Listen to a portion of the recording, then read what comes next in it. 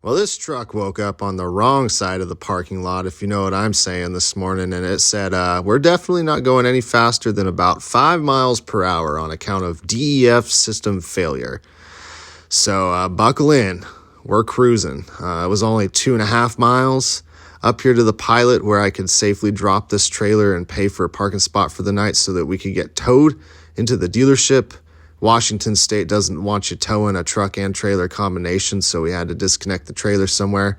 Got everything locked up, put a little kingpin lock on it, locked my ladder and my chains up the way they should have already been done, but sometimes a guy doesn't always do what he's supposed to do when he's supposed to do it, but if you get it done later on, then that's fine too. And then we're good to go. Waited for the tow truck driver to come, gave us a cool little ride there in his home-built wrecker. He was a neat guy. Took us down there to Kenworth, and now I'm in a hotel waiting for the morning.